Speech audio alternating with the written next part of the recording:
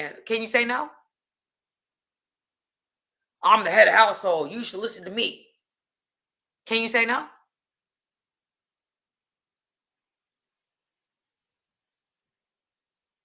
Can you deny your flesh? Oh, you can't? Yeah, you got dominion over money. Yeah, maybe you work out every day. Maybe you eat clean. Maybe you're super healthy. Great. Can you say no? Can you deny your flesh?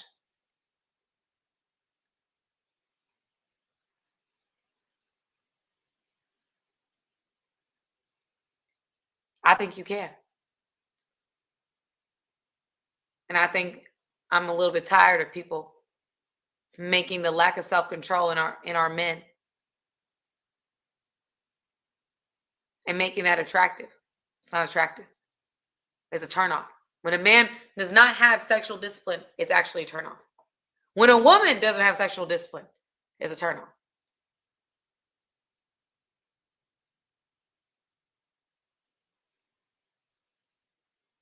And if it's an area that you're very resistant in, you might want to look into it a little bit more. Because we both know what's right. We both know what God is calling you to do. We both know God ain't telling you to be out here with a bunch of women that ain't your wife. We know that. That's not rocket science.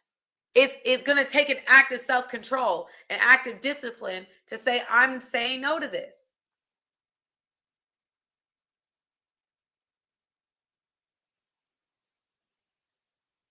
Instead of wanting to try all the samples in the store, having no intention of buying one, and then saying, well, I'm good because I'm being honest. No, it's not about being honest. It's being admirable. It's being honorable. It's being integral.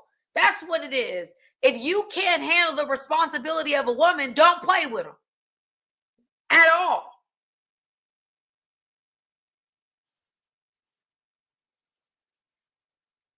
If a responsibility of a woman is like, ooh, can't be with no woman. Ooh, I am not ready. I am not ready. I am not ready. Don't deal with them. But you playing with them, but still saying you don't want one, that don't even make sense. That's double-minded, family. It's double-minded.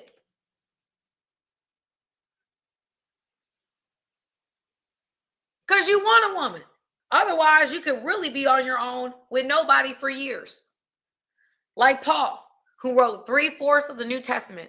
He was alone. He never was with a woman. He never was with a woman, from what we understand, from what we know. Jesus, from what we know, was never with a woman. So it is possible for men, not just Jesus, to be alone. And you'd be alone for the rest of their life and not be with no woman. And if you can do that, if that is with the desire of your heart, then do that.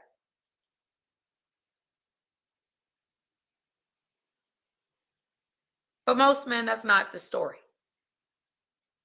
The story is, I don't want to be a woman in that way, with a woman in that way. I don't want to be with her. Because it's easier for me to take samples. It's easier for me to move in this way. And let me tell you something, y'all. Let me be very, very clear. Outside of the emotional, physical, and spiritual consequences of not stopping and continuing to move the way you've been moving, you reap what you sow in this life. That's law.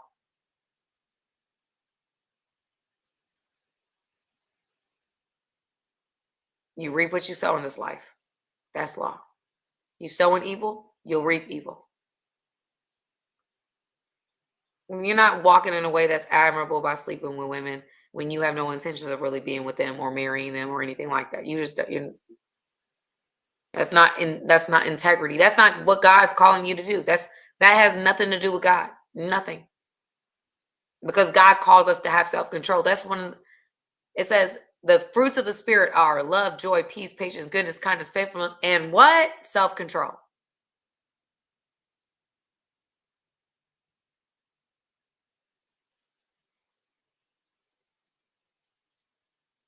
Every decision you make today is creating a harvest for tomorrow. What are you sowing?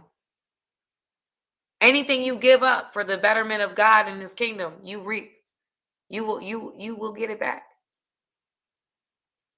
If you're sowing brokenness, you're going to reap brokenness.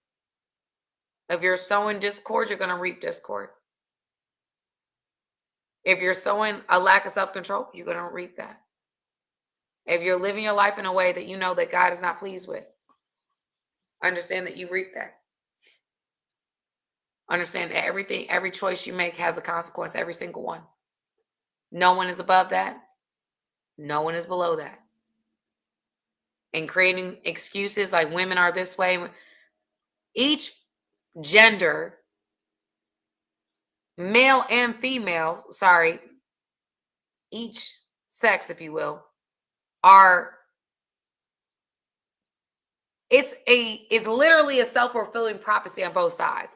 Because of what men doing, women are doing, because of what women doing, men doing this, women doing that, women doing this, men doing. It's literally we're feeding off of each other, and this feedback loop continues because we're just so busy pointing the finger at each other instead of really just saying, taking responsibility of you, taking accountability for you. This is a popular message. No. It's not a popular message for women, nor is it for men. Because like I said, women enjoy sexual activity just as much as men do. It's not, oh, that don't bother women like that. It does. It's not easy. It's not easy to say no. Not easy to say no when you can be saying you could easily meet the need. That's not easy.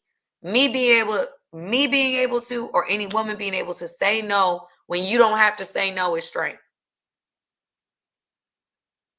But the men, the leaders in my life, the leaders that I want to have in my life, the man that I want to submit to, the man that I want to lay down with, the man that I want to live my life with has dominion over his body. A man that is able to say no. I want that man. I want him. So that when we unite, we both know we both got self-control. We got dominion.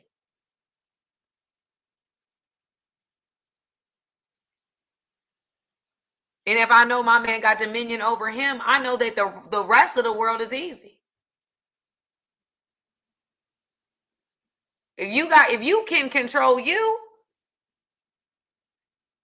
that's easy.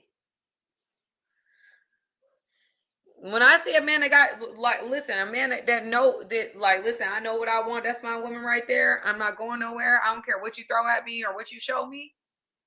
That is very attractive. I don't care what it is. That's gonna make anybody's body work and move in ways you could never imagine. That really will do it. I know it'll do it for me. It's very unattractive for a man to not exercise self-control and then he's with you. How can I trust you? You can trust me. How can I trust you? That's why it's important, family, to start today. Start now. Start now. Stop allowing the lies that this world is telling you, these sweet nothings. Oh, you don't have to. No, you ain't got to be like you're by yourself. Like, why? No, you see what everybody else is saying. I mean, you don't have to do that. I mean, come on. They throwing it at you. It's like they asking for it. Like, what can you do? I mean, I'm just a man. I'm just like, no. Have dominion. You're a king. You are a king. You were created to be a king. Be a king. Walk in being a king. Talk like a king.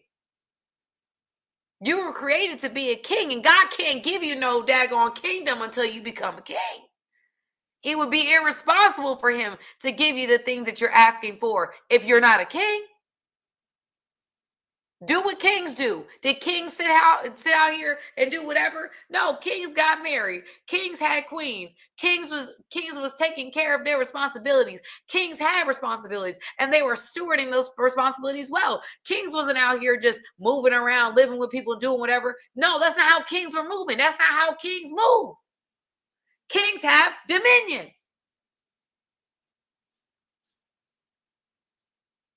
And our world is taking dominion from you right underneath your eyes by saying something that, yes, is comfortable. Yes, is easy. Yes, it's easily,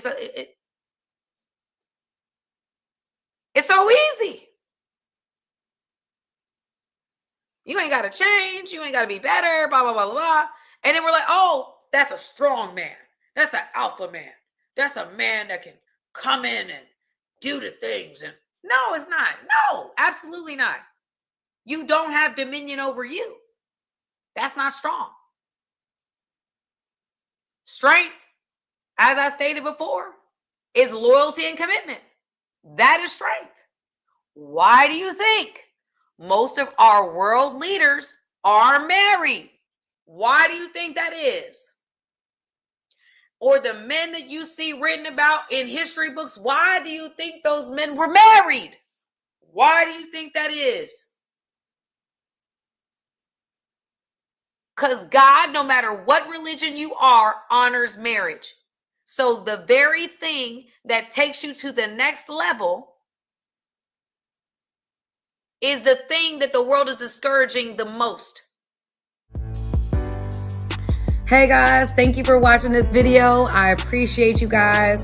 Go ahead, hit the subscribe button, y'all. Let's not just be every once in a while. Let's become family, okay? Friends that are family, okay? Join my family today.